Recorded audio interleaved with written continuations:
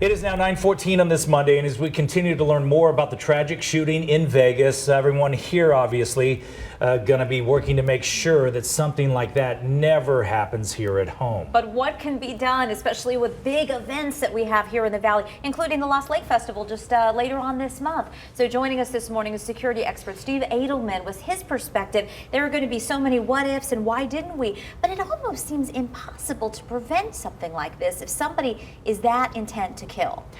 Well, that's right. And so initially this story may get mischaracterized as a story about a concert or a festival. It's not. The only aspect of this story that is specific to the festival is there were many soft targets in a very small area.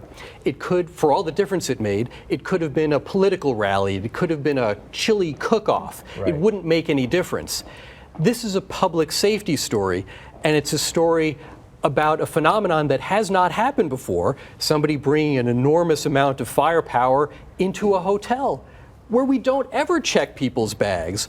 That doesn't happen anywhere.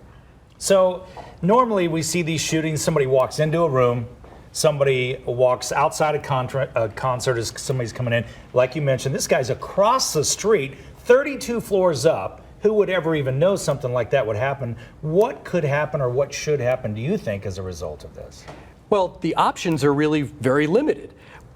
What could happen that could have prevented this would be if the hotel had metal detectors at every entrance. And really, that's the only thing that could have conceivably prevented this. But we know that's not going to happen. It doesn't happen anywhere in the world. I was in Israel this summer at a nice downtown Jerusalem hotel where they have every imaginable reason to have the highest possible security. They didn't x-ray our bags. It's not likely to happen in the United States, and if it would, the cost would be astronomical.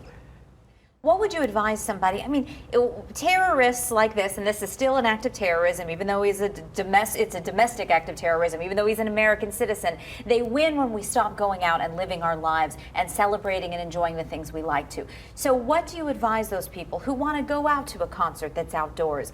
I mean, how do you position yourself maybe for optimal safety while still being able to enjoy your life as we're meant to? Well, and that's the right approach. So what we always advise people to do, we who live with safety and security risks all the time, is be aware of your surroundings. So notice where your exits are and know if there is a security guard posted nearby, because that person can help you in the event that something goes wrong.